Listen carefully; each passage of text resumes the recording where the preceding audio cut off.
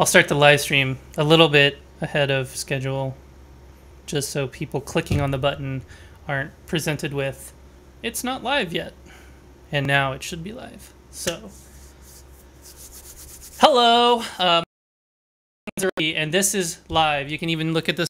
Well, you can't. There's a clock behind me telling you that it's 6 o'clock on the dot here in St. Louis, Missouri. I do live presentations, so if you have comments, if you have questions, put them in the chat, and I'll address them like as they come. And we can also wait until later. I have Javon. I hope I pronounce it right. W8UA in the moderator backend to moderate and help with the chat. I think I've been seeing lately that a couple of the chats, like the chat stream, has been coming in, and you guys are able to see your and everybody else's messages. I think earlier this morning it wasn't there, but if you are watching, put a hello or a hi or any like QRZ in the chat just to let us know you're here. And I'll go ahead and get into this presentation on Youth on the Air, YOTA. I'm Sterling Mann, I'm 30 years old, so well, depending on who you ask, I may be an OM, I may be a YM, a young man or an old man, I don't know. But in the way that Youth on the Air defines it, I am technically an oldster. The YOTA program comes from Youngsters on the Air, which is a program developed in IARU, that's the International Amateur Radio Union, Region 1, which covers Europe and Africa. You have Region 1, and then Region 2 is the Americas, North and South America. And then you have Region 3, which is Asia and Oceania. So like all of the Asian continents, and then Australia, New Zealand, etc., and all of the islands. So the YOTA organization kind of separates themselves into those three regions. And so far, the Region 1 organization has grown since, I think, year 2011, when they had their first regional YOTA camp. So camps, that's the kicker, that's the big deal of YOTA, Youth on the Air. We have these summer camps that we do. There's big ones, there's annual ones, and then we also have sub-regional camps that individual clubs, entities, like such as organizations like the ARRL or the FMRE or the Radio Amateurs of Canada or the WAC or the other organizations in Australia or whomever, can host and support such a camp. But then going to the big ones, that's where we have like up to 100, almost 150 young people come in for a whole week to learn more about amateur radio. And these are young hams. These are already licensed hams. And currently there's some thoughts and ideas putting into work about how to engage non-hams. One of which I've actually seen in a recent QST article where I forget the name, but an Ohioan amateur radio club has put together a week-long STEM camp, science, technology, engineering, math, excuse me, in association with DX Engineering, to educate young people, not amateurs, about the amateur radio service and hobby and other STEM factors and whatnot. So YOTA is more aligned for the young people who are already into ham radio, in an effort to show them, here is your people, and to allow them to expand and grow and teach other youngsters their skills and their expertise in the hobby. So what we have done as a organization is put together these camps and other resources as well. So Youth on the Air is our let me put it up here. Youthontheair.org is our website. There's also ham-yota.org, which is the IARU Region 1 version of that of the organization. And if you excuse me, I need to turn off all of my notifications because everyone wants to call me and text me at this particular moment in time, because of course we're doing it live and that's how it is. So without further ado, let me show you what a camp looks like. YOTA camp in 2022 in Cincinnati, Ohio. Let me bring it up here and see. Should be able to hear some very light background music. So for each YOTA camp, this is an introductory. So you see everyone kind of sitting around, taking pictures. And we're at the Voice of America Museum in Cincinnati, Ohio, which is a very important destination, a very important venue for the radio, art, and science. This is a place where we did a lot of broadcasting. Do you see that's a huge transmitter system for broadcasting American propaganda to Soviet and German-occupied nations during World War II and so on and so forth. So obviously that has kind of gone by the wayside, so they took down a bunch of the towers, but they still have this and a ham shack. As you can see, they have a huge deck out ham shack and a really nice area to do kind of dinner time activities or lunchtime activities. Breaker was this tower where we had everyone write out a thing that they had in common with everyone else on the table, and then they had to make a tower, and you'll see some pictures of that. We had Nathaniel, here's the tower. Nathaniel, W2NAF, did a keynote speech on like the radio science, like the hardcoreiest of radio science you can imagine, doing ionospheric propagation analysis over the, during eclipses and stuff. So K0NEB. Here is K0NEB Good evening. talking to the campers in the hotel shack. See, this is a new venue. This is actually in the hotel. We got a ham shack in the hotel and an antenna on their roof because we know the hotel engineer. That's what ham radio gets you, right? You know the hotel engineers, and then you can put an antenna on the roof. That's just what we do. Joe, this is Abby from Ohio. Nice to meet you, Abby. And if you saw a cat in the hat guy, that was me. The cat in the hat guy. Okay. And these are the first contacts, like ever. So let me take a shout out for all of the sponsors as well. One thing that made this year's and last year's YOTA camp actually function was the donations and equipment and services and grants and stuff provided by these people you see on the screen right now.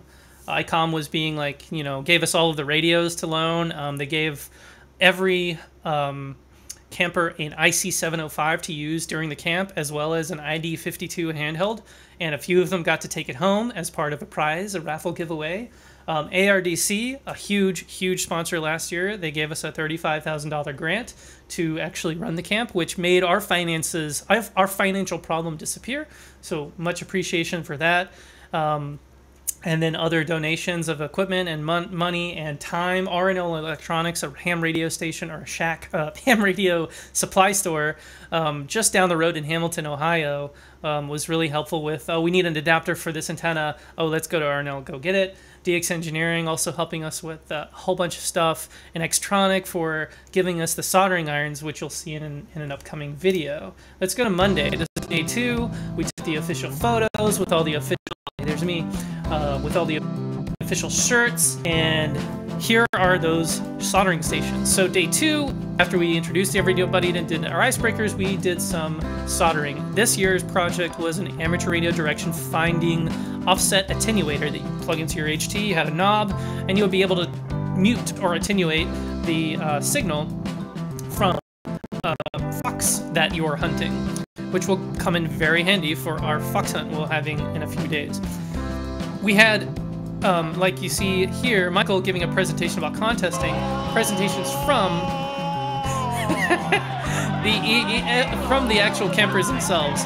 This was really fun, where if you've ever been to a ham radio convention, you know that they have these eyeball QSOs, which can be very loud and very fun. So all of that you saw was QRM but in real life, and everyone had to go down and write a call sign of a person, and then somebody come by and yell QRM into your ear, and it would be super frustrating because you couldn't hear what they're saying, but that's what contesting is. So here's the W8Y station, the special event station at the VOA Museum. We had some really nice radios to play with, and then there you saw a little glimpse of our ARDF antennas that we also built on site. Here's the ID52s that we got to play with. You could actually send video or images with those. And also that one little glimpse you saw right here was a derecho. Those super big storms that we actually had recorded winds of 65 to 70 miles per hour. And we're out here trying to save the Earth, Moon, Earth station. So you can see the antennas right there. And the tent is almost totally destroyed at this point. And like seconds after I took this video, everybody started coming running back in because, and this was only probably 30 seconds before it even started raining. Like it just came out of nowhere. But we had to save some equipment so that it wouldn't get waterlogged. And everybody started running in. And started playing on the radio after the derecho passed and all that stuff. So derecho also took out our hotel. So our station was like off at the hotel, so we could only do our operating, except for when we got remote radio access. That was super fun. So on the ID52 here, you can see like no one was, well, I guess everyone was given a manual for these radios, but no one read it. No young person at these tables read anything about these radios. They were just like, here you go. And they immediately learned how to send memes across the radios. So I wonder if you can actually see one of the memes somewhere in here. Shout out to Will, AA4WJ. There's one of the memes right there. Yes, it's sus, right? WW4 AA4WJ, who was really supportive last year but couldn't come this year due to a family issue, but was still able to come on and talk about D-Star and stuff and tell us a little bit more about the radios. Here is the high altitude balloon stuff. So you saw a biological package. We actually sent up, I think it wasn't the bee, but a spider to see if it would survive the harshness of near space.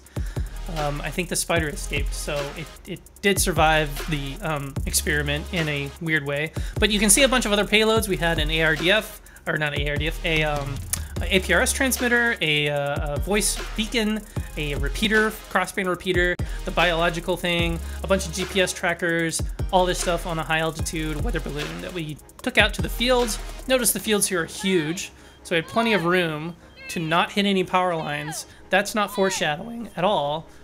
Actually, it isn't because it didn't hit power lines, but you always got to be careful.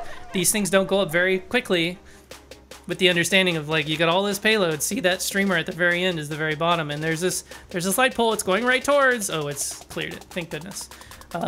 We tracked that, and we could track it a long way. I think it only went 38 miles, actually. It popped, landed in a soybean field, and we recovered it. And I think we have some video I can show you of the high altitude. You saw her earlier today. I think Katie was, I forget her name already. And so we also did some of these low altitude balloons that scoured the surface of the Earth, but I think we only had a couple miles out of ours. So a big part of YOTA is not, forcing amateur radio down everyone's throats. We also have a lot of time to spend just doing fun stuff. So we went to main event and did bowling, did arcade, did laser tag, had fun, and right here on Wednesday we're going into Kings Island, which is an amusement park like Six Flags or Disney World, but it's Kings Island, it's Ohio. What can you get? But they had roller coasters and it was a lot of fun. It was also super hot, and I didn't go this year to Kings Island. I stayed in my hotel room and worked on actual life work. Everyone else still got to go. And I'm riding on roller coasters and doing all that fun stuff. And yes, security with that antenna. I think there's a picture of the Eiffel Tower. Yep, right here you can see an actual place you can go to called the Eiffel Tower in Kings Island, which is a very high point. And you can bring your, Yagi antenna up there and make QSOs, which was very important for the special event sprint. The contest sprint that we did here at Kings Island. So, of course we're having fun, but also bring some ham radio into it. How do we bring ham radio into Kings Island? Well, here we are doing the VHF, UHF sprint. I think it was just VHF sprint. We had 5 frequencies we had to pick from. And as you make a contact on one frequency, you change to another frequency, you make a contact, change to another, so on and so forth, and give that frequency up to the person you just made contact with. I love Chris, bro, in this picture. But that only took up about 30 minutes or about an hour out of the entire day. We did 2 of those sprints, and one of them, the last one, had a special feature, which you may or may not see. Staying in the shade was super important. I think the high got up to like 95, 96 degrees. It was super hot. And luckily there was a water park there, so. And a weird 70s dance revival. I don't know. It's an amusement park. They do weird stuff. And a log flume. So like this whole day, the entire day we spent at Kings Island. Here's the special enhancement. Is Adam, KD9KAS, in an aeroplane, flying above Kings Island, being got the most contacts in the sprint because they were so high up. He was being flown by Chris Bro, who KD9 VRX, who was a former Young Ham of the Year, who was also a pilot. So it was a lot of fun to do that. I was at the hotel and I was making contact with them. Oh man, no Cincinnati is Cincinnati without Skyline Chili, which you just saw. Shout out to Julie, that's Neil Rapp's wife, a super big help for the YOTA camp. Here's a ham radio or CB or something vehicle that's in one of the lines for one of the roller coasters. And here they are under the Eiffel Tower. It's not a full-size Eiffel Tower, but it gets pretty high up there, as you can see. You can see pretty far ways. Get some pretty good pictures. But yeah, no joke. We spent the whole day there, or they spent the whole day there. Maybe we could have spent a half a day, but everyone said they had a lot of fun, even though it was super hot. They had a really cool drone show and fireworks show. Everyone very patiently watching the fireworks show. Some of the photos from this was hard because we didn't have our professional photographer there, which I'm pointing at myself, the professional photographer. This scene, you probably don't understand what's going on here, but I had to put it in because last year, I wonder if I can actually find it here in the YouTube for Youth on the Air. I'll have to show you guys. Last year we were doing the same thing at the same place in the same venue, and 2021 Youth on the Air highlights. I think Wednesday. So this is a peek back into 2021. If I scroll about right here, you'll see the same thing, except Hope Lee got absolutely drenched in the log flume. So this year you had a professional photographer there doing all of the video, the footage and whatnot. So we had some pretty better, footage and whatnot. But you win some, you lose some. Anyway, going back to the day this last year, let's go to Thursday and see what happened. So Thursday we have Ruth, KM4LEO, giving some presentations on satellites. She was the satellite guru, doing all of the satellite stuff. We went out the field and also got some more satellite education for her with a legit IC9700 to actually do a full duplex, hear yourself on the downlink and that sort of stuff. And you'll have to excuse me, I'm awful with names. But thank you, 73. Okay, so this time say WD90WK, WD90WK, Whiskey 8 Yankee, Echo Mike 79. Echo Mike 79.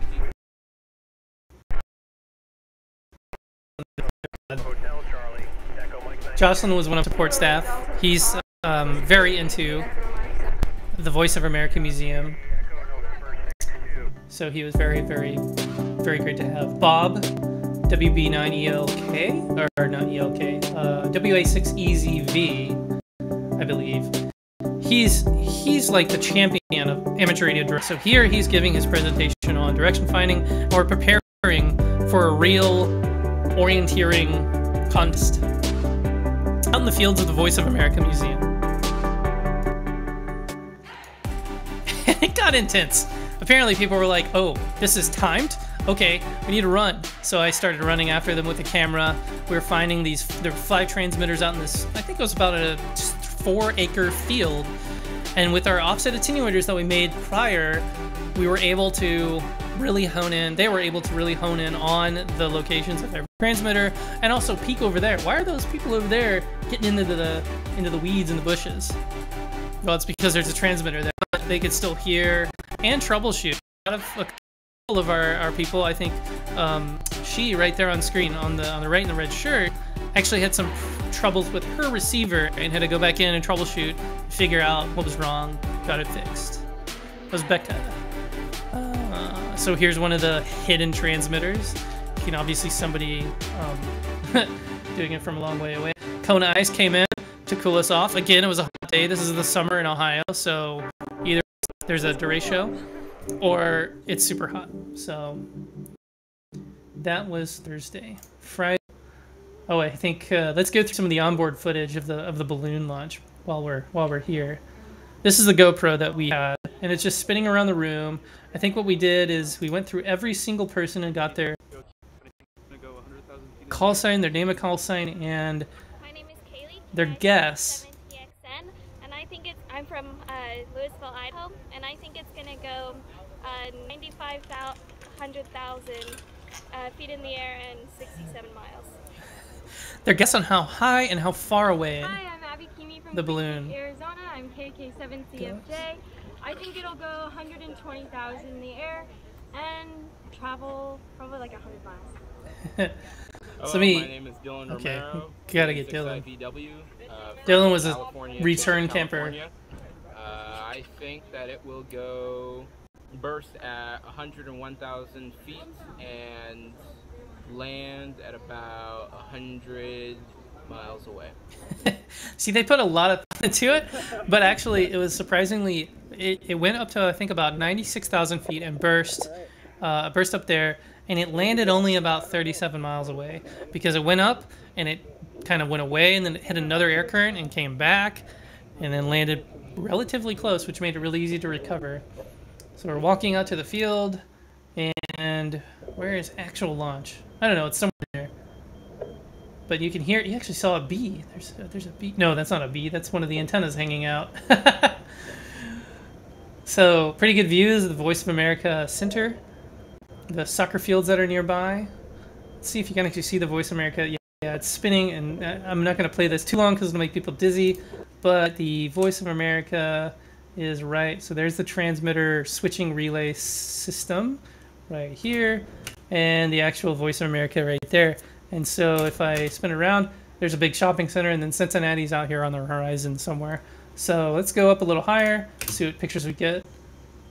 Still spinning around, so hold on to your seats so you're not getting too dizzy, but we didn't go too far away from the Voice of America. I don't know if you can see it on up here. I don't see it, but it was such a cool view. And we go up even higher, and at some point the GoPro turns off because it runs out of either battery or storage.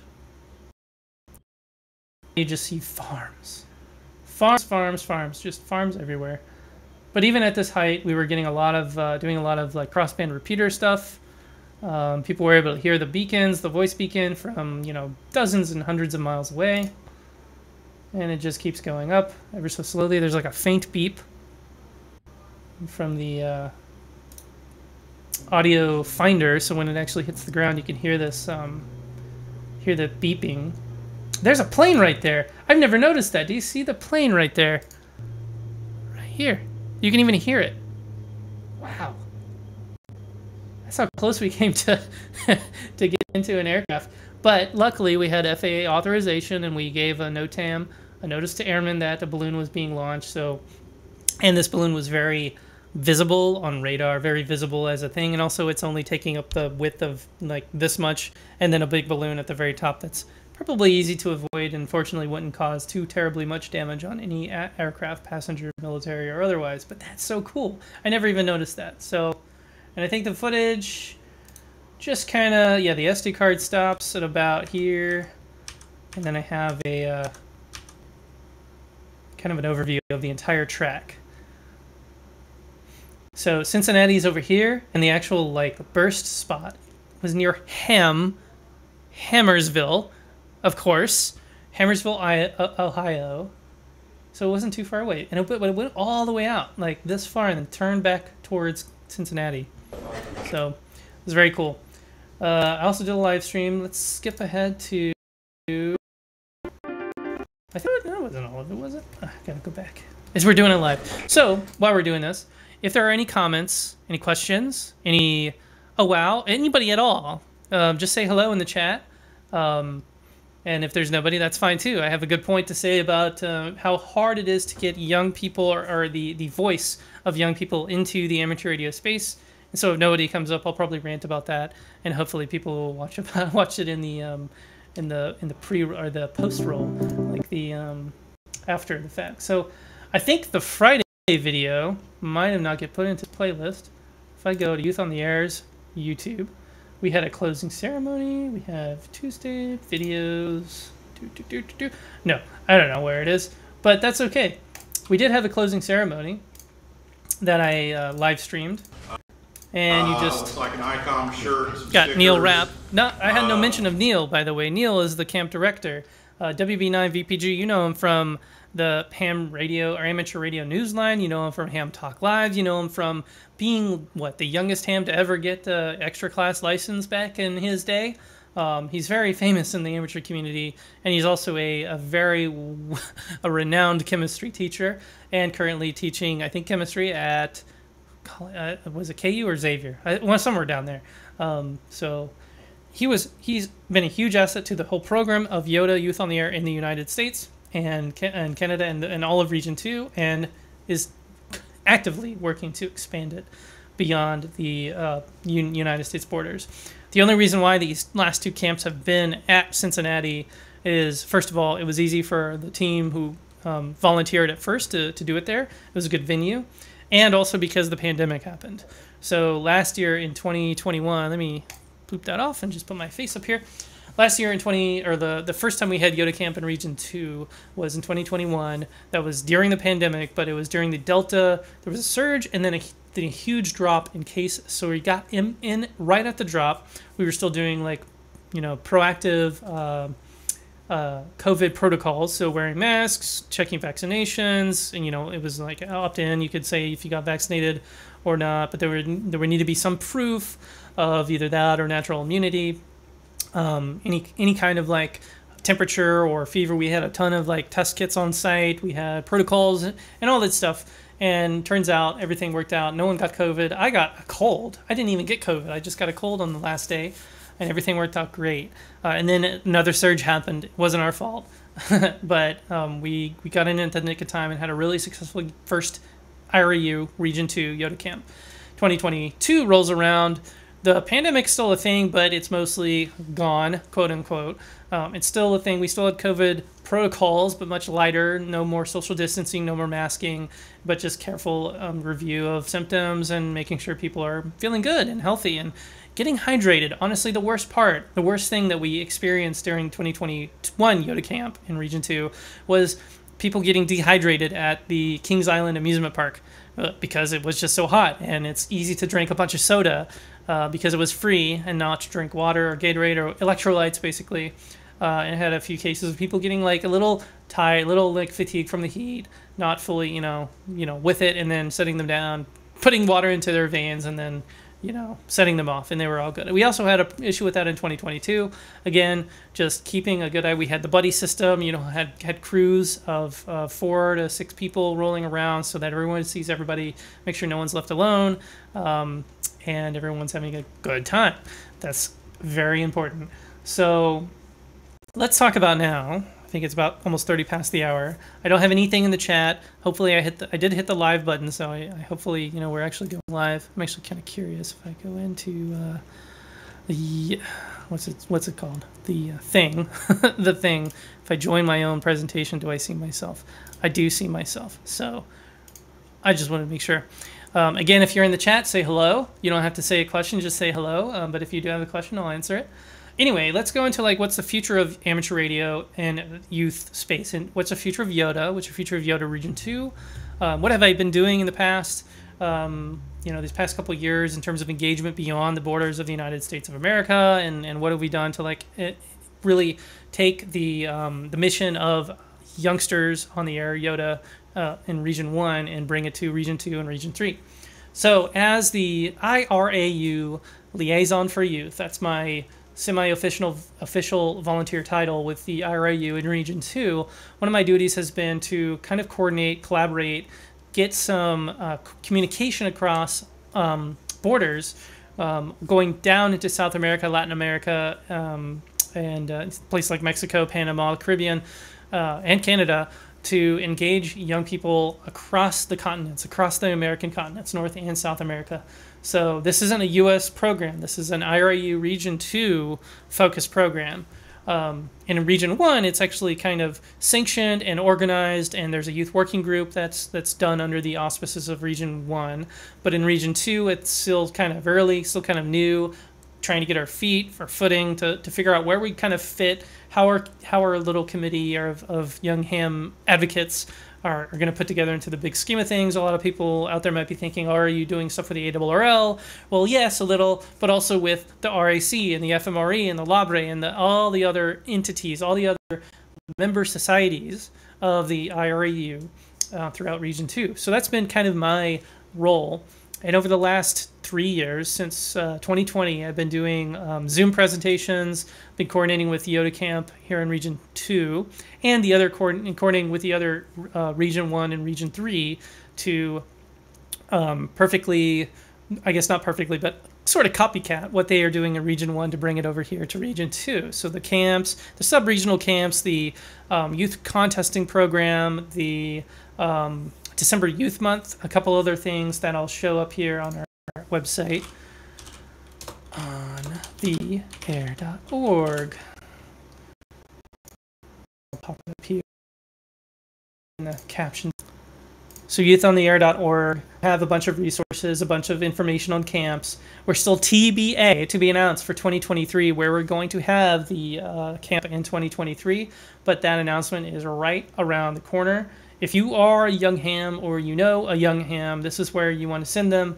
I think in the October-November timeframe, you'll hear about our announcement in all of the amateur radio news media sites, ARRL News, Newsline, etc., about where it's going to be and how to apply. So when you actually go here, this is where you will apply when the link becomes active, where 2023 will be. And it'll have the information and whatnot. Looks like we meant to announce it in July of 2023, but of course, stuff happens. And this time, since it's not probably going to be at the Voice of America Museum, it's going to be somewhere else. That's why it's, TBA. A lot of coordination to do with the host of next year's camp. So anyway, this is the place to go. What do we do on the air? Well, we have a special event station, WAY, when we're actually at camp. December YOTA month, which is a full, basically QSO party for people. That's worldwide. Thank you to W0AAE for putting it together and doing with the QSLs and the special event stuff. So every single participating member society has a special call sign. In the case of everybody but the USA, they have a YOTA suffix, suffix in their call sign. Argentina, Canada, Cuba, etc.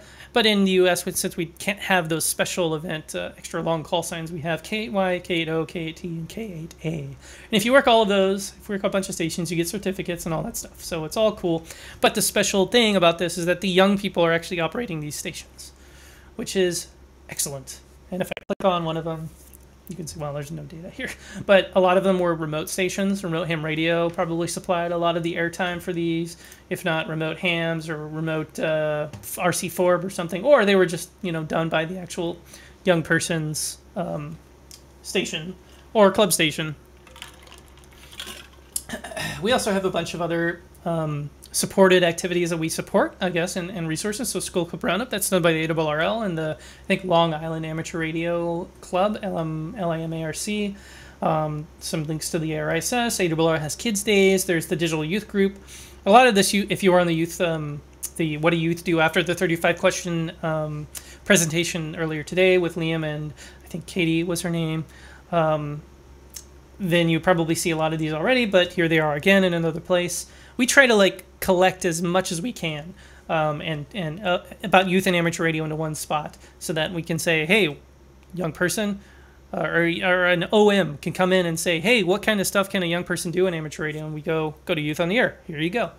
So the actual contests we do is there's a YOTA contests that the IRA Region 1 has put together the last several years, which is in Region 1.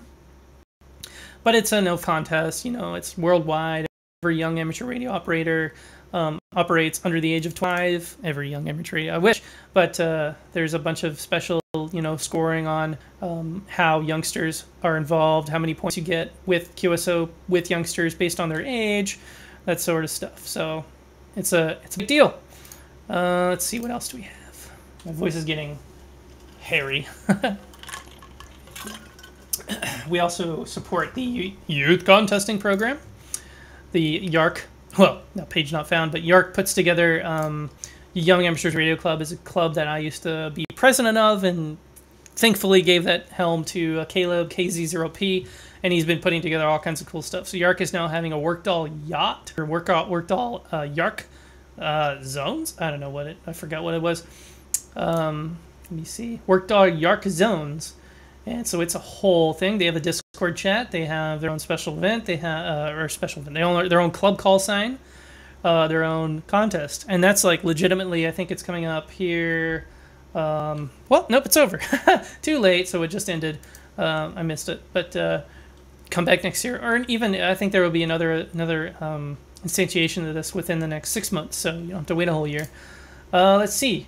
Other contests like the North American Collegiate Competition, the Collegiate QSO Party, we try to like engage with the contest advisory committees and folks to like add new categories and contests within a contest to like make it more fun for young people, for rookies, for etc. There's this new thing in the Secure Worldwide contest called the Youth Overlay, which is super. They also had an Explorer, but the Youth Overlay was something you could do just like you have TV Wires or Rookie.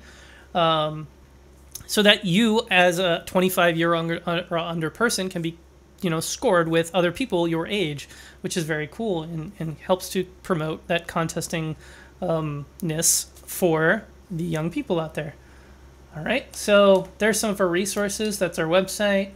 Where we're going from this, so scroll back a little bit from when I was talking about my liaisoning for the IARU. One of the things I'm doing as well is trying to figure out what we want to go forward with, like engaging South America and Latin America, because no habla inglés. No matter how hard I try, I can only basically use, I think I have a vocabulary of maybe 30 Spanish words and 0 Portuguese words, and I have a pretty good accent, but that's not good enough for the language. There is a huge language barrier that isn't that is a little bit different from Region 1, besides the African, and maybe it's very similar to the African kind of separation between Region 1, European area, and the African area. But in Region 1, they have all of Europe that they, put together, and everyone there has their own native language, so like Belgium, German, French, Spanish, etc. But everyone also speaks a little bit of English. And it's been a, continually evolving thing with, schooling and stuff. All of the young people speak a little bit of English because that's sort of the world's lingua franca, whether or not that's a good thing. But with South and Latin America, with all the countries south of the U.S. border, so Mexico all the way down to Chile, it's not so prevalent. A lot of people do speak English, and all of our YOTA Region 2 Zooms have been in English to some degree, but I've been trying to encourage them a lot more to have their own Spanish and Portuguese, like, centric cultural get-togethers, meetups, and meetings to try to facilitate some of that conversation along for their own countries, member societies, etc. Because there's only so much I can do as an English speaker, and there's only so much I can do as a person sitting in St. Louis, Missouri, trying to engage schools and clubs and groups and communities throughout South America. It's just super hard. So what we're going to try to do is to do some more engagement, try to find the people who can take on a role like me as a Spanish speaker, to engage more youngsters and oldsters, OMs especially, and I'll get into some information and detail about how I lost my train of thought. I'm looking at the chat. I saw Steve and Francis had some chats, so I lost my train of thought trying to answer them in my head while I'm thinking of something. But anyway, try to grow this collaboration and make YOTA Region 2 actually Region 2, not just Canada and the U.S. where we speak English, but also Mexico, Argentina, Peru, Panama, Costa Rica, Trinidad and Tobago, you name it, any country, any entity that is covered in the region 2, we want to support and have that kind of diversity. So I'll talk to the Steve's AF7YD. I think I can click this on here. Speak to the massive amount of planning, coordination, obtaining resources, and I assume that's with the camp. So it takes a year to run a camp, honestly. There is a lot that goes on beyond just like the schedule, the day-to-day activities, the where we're going to be at what time, who we're going to bring in, that sort of stuff. Honestly, that's the easy part because we actually have the young people figure that out for themselves. One of really big part of youngsters on the air is it's youngsters, it's youth, it's young people doing this. It's it's by the youth for the youth. I'm 30 years old. I'm starting to go on the far side of youth, but still we're doing this train to trainer thing, aka we're training trainers, to become the next member, the next leaders of your club, the next leaders of the ARRL, the RIC, or the IARU all together, so that they are empowered with that, that knowledge. So one of the biggest issues, the hurdles, obviously, is financial, is getting the money to actually buy hotel rooms, buy tickets at Kings Island, buy random RF adapters and antennas for whatever reason. Last year was really easy because we had the ARDC grant, but the year before that was a lot more difficult. We had just crowdfunding over GoFundMe. We had individual donations from ICOM and All Sound and RNL and Extronics, etc. All of our sponsors, but that still made it pretty difficult.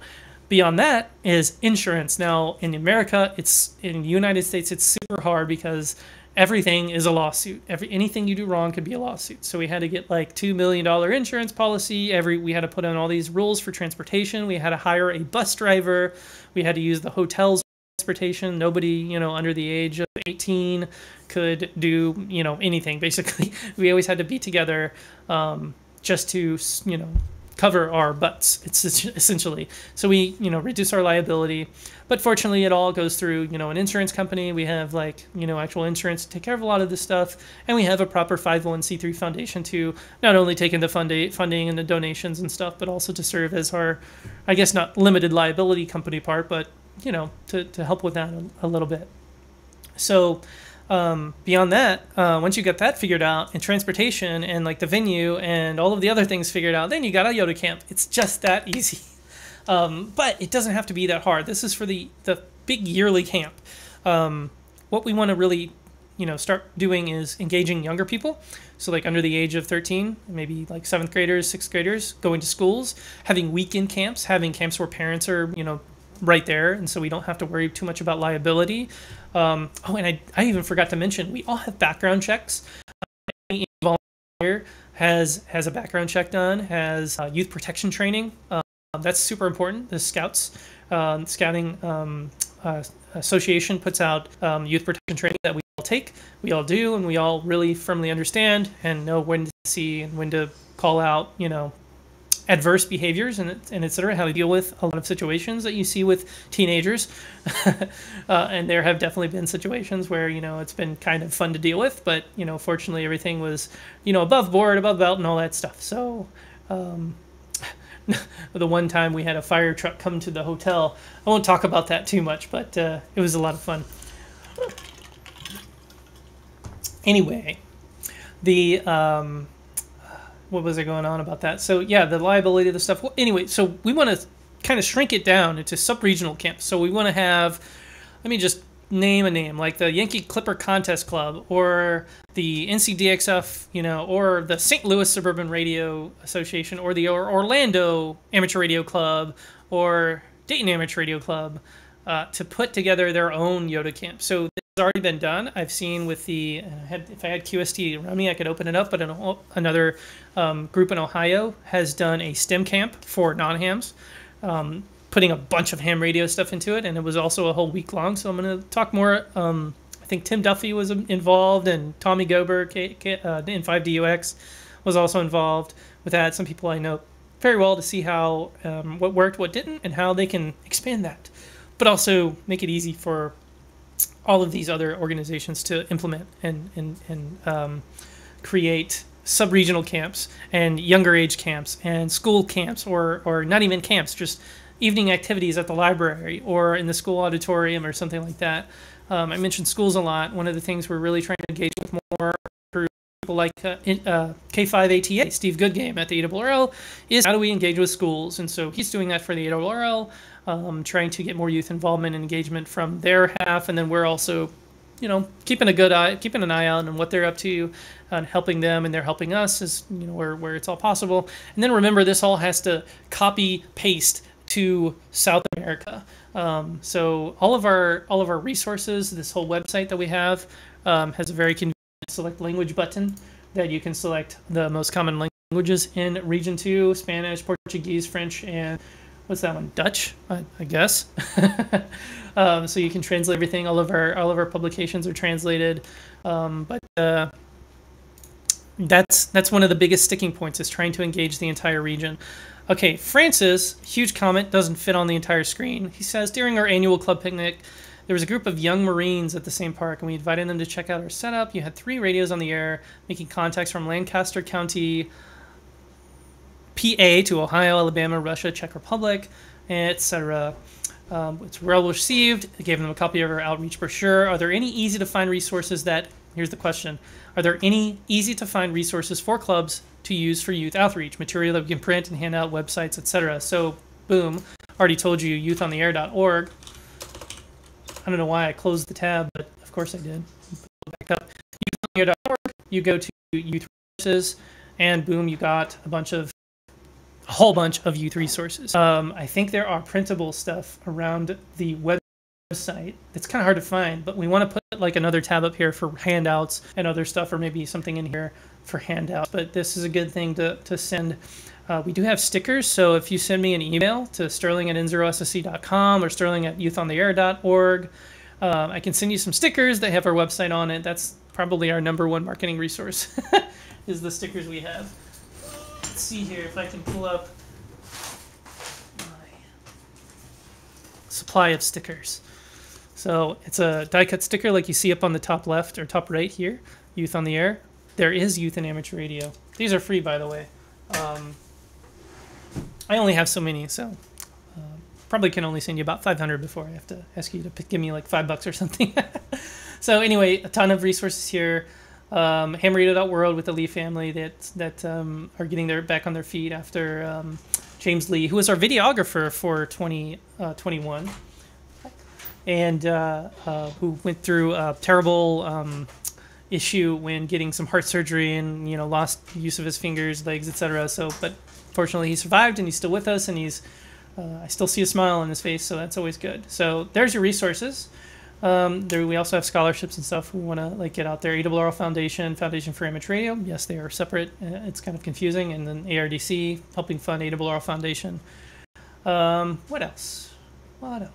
Javon, feel free to come jump in if you want to mention anything. If you have, and anybody out there, if you have any comments or questions or hello, now's your chance. But one of the things I did want to mention in our, last couple minutes or so is how difficult it is for us young people to give this kind of information to the oldsters. And I'm trying not to say old people because that's kind of demeaning, but the OMs and the YLs out there who are, who make up the vast majority of amateur radio operators out there. So that's one of the issues. One day I think I was at the Orlando Hamcation giving a presentation just like this one, and I gave it to 4 people in an audience that could, in a room that could fit maybe 400 standing room only, but probably I think I had like 100 seats or so. KM9G was there. I think K5ATA was there for a second. A couple other people, but that's kind of the struggle. We don't have we're not talking about ICOMs and the flex radios. We're not talking about the new, we're not talking about AI and ML. We're talking about the future of amateur radio as you see it, which is right here. Javon, being one of the faces of the future of amateur radio. Javon, what do you think as a young person? You're in college, I believe. What do you think amateur radio is going to look like, without, this kind of conversation? How do we engage more young people? How do we engage the oldsters, the old guard out there, to I guess have it in their mind that they need to pass on their legacy and pass on this information to their grandchildren and children and so on and so forth? Sorry for the long-winded question, but yeah. Yeah, so I think kind of some of the traditional activities that, are presented in ham radio might not really be what's attractive to the next generation of hams. And I really think the activities that Sterling was talking about with the Youth on the Air camp were really quite incredible, and, really are more attractive than, they also had an element of sitting down on a radio and making contacts on HF, but, that might not be what's most attractive. So you mentioned, my college radio club. I found that, activities, you could call them maybe ham-adjacent activities, or, say building an antenna, or, designing this project or something with electronics or whatever, could be more attractive than, sitting down and making, 20 single sideband contacts. Maybe setting up some new digital mode, trying that out, or some fox hunting, something like that, is definitely more attractive. And I see ham radio really changing, on the air. It probably won't be as much activity, just people rag chewing. It's going to be more, experimental stuff and random communications than we see today. So, yeah, exactly. I mean, I agree with you there, and I think a lot of the old guard, a lot of the old hams today are like, they're trying to clutch onto what they have, and they're really worried that it's going to change, and they're really worried about like, well, what happens when my contest is over or gone, or what happens when, my airspace, like the frequency I've always been on for the last 60 years, is, taken up by some youngster on Parks on the Air. Well, unfortunately, everything changes. Generations change, and so the culture changes, the society changes. Just look at how the internet has evolved our society into this always connected, always on it, kind of thing. Same kind of thing, but not quite, is going to change amateur radio, but it's always going to be for the better, so that the next generation engages with it more.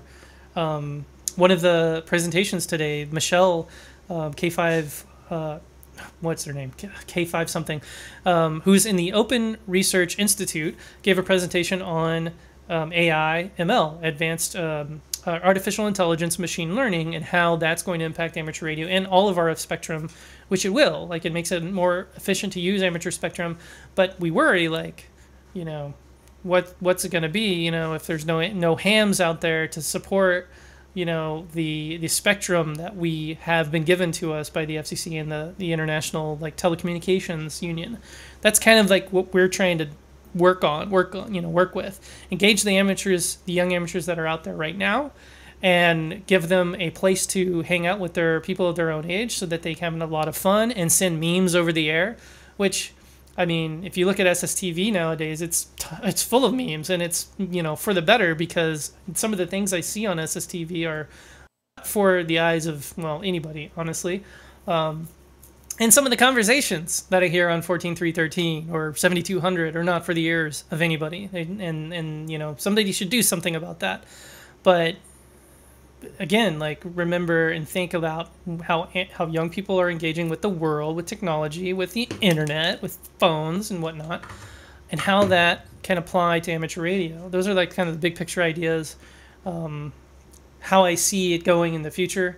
But there's nothing that we, it will turn into nothing if we don't support the upcoming amateurs and outreach into amateurs to be. So going to schools and universities, going to parents and hams who are hams who have either children or grandchildren, and leveraging that, and just kind of prolesticizing the art and the science of amateur radio, and doing things really ham adjacent. I think that's really important. And you saw it in the YOTA camp. We did a lot of ham adjacent things, and we also injected ham radio into typical daily life. So at the amusement park, we had a handheld radio. We did a Sprint.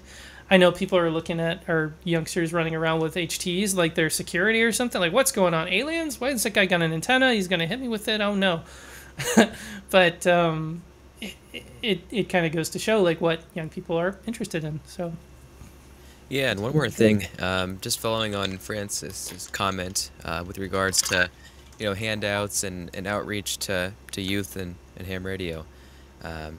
One thing that I kind of thought of was, whenever we're trying to get someone to either, I guess join I'm thinking more specifically like a club or something, with respect to my university radio club.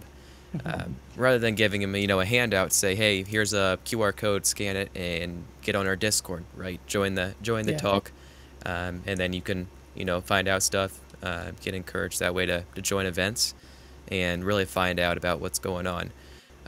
Also, another Discord, Sterling brought it up, was the Youth Amateur, YARC, what is it? Youth Amateur Radio Club, I think. They really have a great Discord that you can get on any time of the day. You'll see chat rolling at any time. So that's really really a great. When I was president, they had oh goodness, like tons and tons. Like right now they have, if you look down here, there's 366 people either online or just away. I think are thousands. It's a long list. So chat rolls by real quick, and it's this is what you see. This is like the community of young hams today. So many, I think there's 1,500 people like sitting offline, but even right now it's still going. There's even like I sell trade. There's like help me posts. There's threads. Man, I honestly only left this about a month ago. I haven't left it obviously, but like I stopped being president, and I gave it over to this guy. But so much stuff has happened. You get memes. You get Mom's Fridge, which is like a place to put your things that you've done, like your science, your investigations into blowing up capacitors, like what you would be proud of putting on your mom's fridge, or your mom would be proud of putting it on your fridge, or something like that. Tons of like wiki stuff, open ham stuff, college. Minecraft is huge. I mean, it's a community, but then like look how many. Here's the digital youth group. Here's another Discord community where chats be rolling. I think there's a little bit fewer members here, but there's still a couple hundred. And then a whole bunch of other Discord servers that you can see on the side here. These are all ham radio communities, and like 5,000, 6 people, and you think like, oh, what about Facebook and what about Twitter? Well, screw all of those. I'll be totally honest. Like Facebook is really hard to work with nowadays.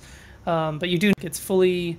It's been completely taken over, I guess is the wrong term, but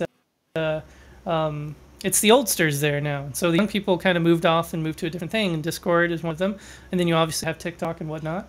Youngsters on the Air has our own Discord that you can find, I think, on our website somewhere, but it's not very active because we also have Telegram. It's kind of like, which do you pick? Telegram, WhatsApp, Discord? Discord's kind of the favorite among all, but the campers, there's only a handful of campers here, and they're off doing busy stuff. So, yeah, that's a really important part there, Javon. So, yeah, for sure. I really think it's helpful, and you even see people on there that aren't licensed yet. Particularly some of them, you'll see people that are, I guess, getting Elmered, you could say, by other young hams, and encouraged to get licensed. So, yeah. All right, so I think the last comment here was from Steve, AF7YD. The one aspect remains constant, and that's like over the course of the next several centuries, have friends having fun with friends, and that's right. We're trying to get young people to have fun with young people, and old people alike, in the hobby of amateur radio and the radio sciences. A lot of times we want to expand our views out beyond amateur radio, look at hacking and radio science, look at AIML, look at software-defined radio, look at ADSB, tracking airplanes with software-defined radios. All of these ham-adjacent things, these radio science things, all fit, into the big puzzle of the radio, the art and science of radio, and amateur radio being a big part of that. That expands out into all of these potential venues and places to go, scholarships to get, careers to get, things to see, things to do. So with that, last 2 minutes, I'll call it a presentation, I guess. And I really appreciate, Javon, you coming in and helping moderate, and appreciate the 2 people who commented. But that is a hard thing. It's hard to sell amateur radio to young people as much as it is to selling amateur radio to the oldsters out there. So that's what I'm trying to work on. And big thanks to Eric for Z1UG and the team at VFairs for helping us put this together too. I think the system's working out pretty good. All right. 73, everybody. Yeah, 73 all. Thanks.